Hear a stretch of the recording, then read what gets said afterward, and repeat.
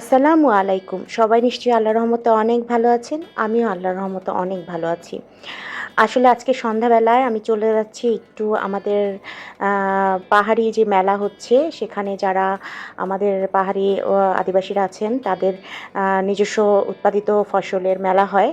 আ এটা হচ্ছে পার্বত্য চট্টগ্রামের বিভাগের একটা যে নিজস্ব ভবন আছে মিন্টো রোডে, সেই ভবনেই আম এই মেলাটা হয়। তো এখানে ৩ দিন ব্যাপী এই মেলাটা হয়। এখানে তাদের নিজস্ব উৎপাদিত ফসল, ফল-মূল, সবজি উঠে, যেগুলো সচরাচর আমাদের বাঙালিদের বাজারে পাওয়া যায় না। তো সেইজন্য এখানে আসে, অনেক মানুষ আসে। তো আমরা যেহেতু সন্ধ্যাবেলা এসেছি, আসলে মেলাতে ওইভাবে কিছুই তেমন নাই। সবকিছুই সেল হয়ে গেছে। মেলাটা যেহেতু ৩ দিন হয়, তো একটু আগেই যেতে পারলে, দুপুর বা সকালের পর যেতে পারলে আসলে অনেক কিছু পাওয়া যায়, অনেক ফ্রেশ কিছু পাওয়া যেত। তো আমরা যেহেতু ওরকম তেমন কিছু কিনবো না, জাস্ট ঘুরতে আসা। আর আমি কখনো বাঁশকুড়োল খেয়ে দেখিনি। আমার কয়েকটা জিনিসের মানে এখান থেকে নিয়ে খাওয়ার খুব শখ। সেটা একটা হচ্ছে বাঁশকুড়োল, আরেকটা হচ্ছে ওদের কিছু সবজি আছে যেগুলো আনকমন, ওই টাইপ কিছু সবজি। আরেকটা হচ্ছে রক্ত গোটা, যেটা মানে লাল, একদম টকটকে লাল টমেটোর মতো ছোট ছোট হয়। তো আমি যতদূর জানি ওই ফলটা খেলে শরীরে রক্ত হয়। আমার যেহেতু একটু রক্তের স্বল্পতা, তো আমি যদি ওই ফলটা পাই তাহলে আসবো। তো আমার দুর্ভাগ্য হচ্ছে আমি এসে ওই ফলটা আর কি পাইনি, ওটা বিক্রি হয়ে গেছে। আসলে খেতে কেমন সেটা বড় কথা না, বড় কথা হচ্ছে যে এটা তো আনকমন একটা জিনিস, তো সবারই একটা আকর্ষণ থাকে একটু টেস্ট করে দেখার জন্য। তো এখানে যে পার্বত্য চট্টগ্রাম যে বিভাগ, ওইখানের যে জেলা, পার্বত্য চট্টগ্রামের যে জেলাগুলো, সেই জেলার ভবন এটা। এখানের নিচে যে গ্যারেজ আছে, ওই গ্যারেজের পুরোটা জুড়েই এই মেলাটা হয়। তো আমি এখানে দেখছিলাম যে আর কি কি পাওয়া যায়, ভ্যারাইটিস ওদের কি কি আছে। তো ডিফারেন্সের মধ্যে আমার কাছে ওই যে রক্তগোটা সেটা, তারপর তারা একটা সবজি আছে, আর এখানে কিছু আম দেখলাম, বড় বড় লাল লাল। তো ওই আম আমি একটা নিয়েছি জাস্ট খেয়ে দেখার জন্য। এখন তো আমের সিজন, অনেক ধরনের আম বাজারে পাওয়া যায়। তো একসাথে অনেকগুলো আম কিনবো, পরে খেতে হয়তো ভালো লাগবে না, এজন্য একটাই কিনলাম। অনেক বড় লাল টকটকে আম, এটা আমি কখনো দেখি নাই, এবারই আমি প্রথম দেখেছি। যে আপনারা দেখতে পাচ্ছেন লাল আমগুলো।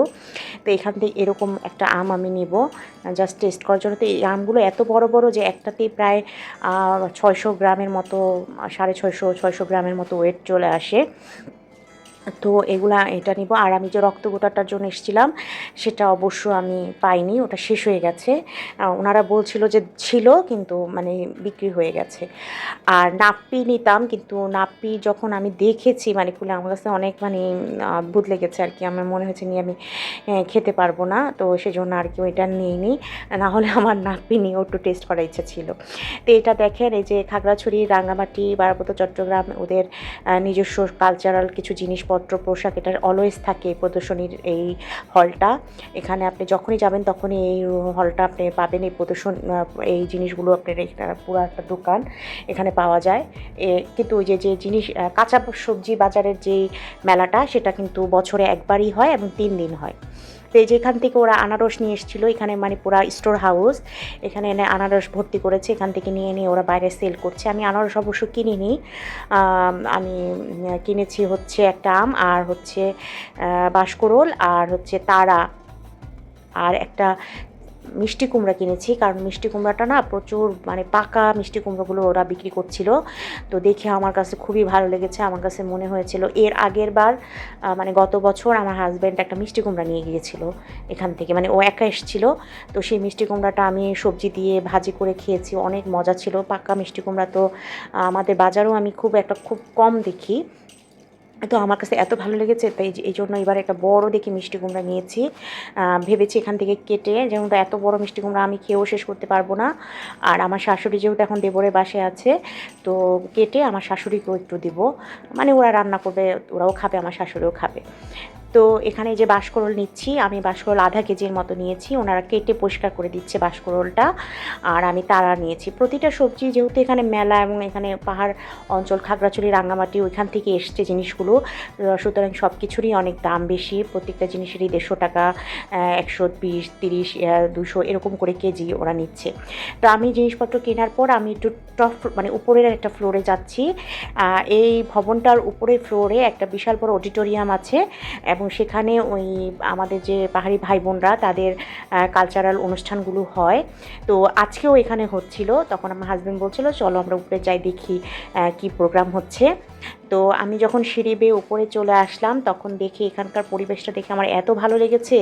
সুন্দর পুরো ফ্লোরটার মানে ছাদটা পুরো খোলা, এখানে গাছপালা লাগানো, সিঁড়ি সিঁড়ি ধাপ দেওয়া, মানে বিকেলবেলা মানুষ এসে যদি এখানে বসে সময় পার করে মানে খুব সুন্দর একটা সময় পার করতে পারবে। জায়গাটা এত সুন্দর, খোলামেলা পরিবেশ। আসলে এটা মানে বাংলাদেশে বিশেষ করে ঢাকার মধ্যে মানে ঘোরার তো আর জায়গা খুব কম, তেমন একটা বেশি নেই। তো আমরা কোনো উপলক্ষ পেলেই সেখানে ছুটে যাই, দেখি, ঘুরি, একটু এনজয় করি আর কি।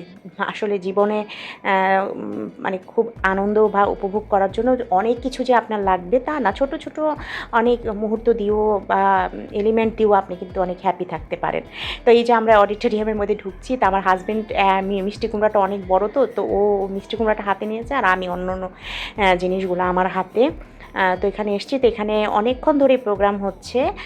তো এখানে গান হচ্ছে, নাচ হচ্ছে, যেমন চাকমা তাদের কালচারাল প্রোগ্রাম, মারমাদের এবং বিভিন্ন জনগোষ্ঠীরই প্রোগ্রাম হচ্ছে এবং তারা এখানে অংশগ্রহণ করছে আর কি। তো আমি আর আমার হাজব্যান্ড এখানে কিছুক্ষণ বসে সাংস্কৃতিক অনুষ্ঠান উপভোগ করার জন্য বসলাম আর কি। এখানে একটা বাংলা গানও ওরা গাইলো, খুব সুন্দর গেয়েছে আপুটা।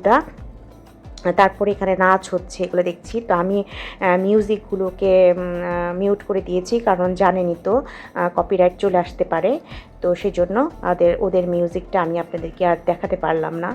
তো খুবই ভালো লাগলো আর কি।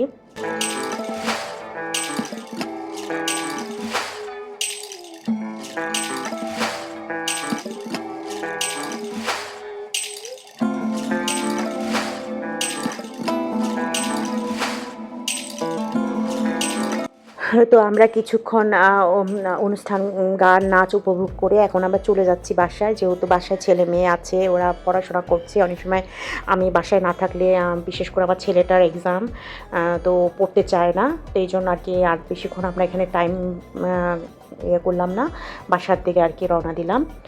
তো খুব ভাল লাগলো আসলে। ওদের ভাষা তো আমরা বুঝি না, কি বলতে চাচ্ছে সেটা যদি বুঝতাম তাই তো হয়তো বা তাদের গান, মিউজিকগুলো আমরা আরও বেশি উপভোগ করতে পারতাম। তো এই যে আমি বাসায় চলে আসছি, আমি কী কী কিনেছি সেটা দেখাচ্ছি। জিয়া বড় একটা মিষ্টি কুমড়ো কিনেছি, অনেক বড় মিষ্টি কুমড়ো। এটা এরকম মিষ্টি কুমড়ো গতবার এনেছিল, এটা ভাজি অনেক ভালো লেগেছিল খেতে, আর মানে খুব মোটা হয় এই মিষ্টি কুমড়োটা। আর হচ্ছে আম এনেছি একটা টেস্ট করে দেখার জন্য। আর হচ্ছে এটা হচ্ছে তারা, আর এই যে বাঁশকরল। আজকে ভিডিও এই পর্যন্ত। সবাই অনেক ভালো থাকে।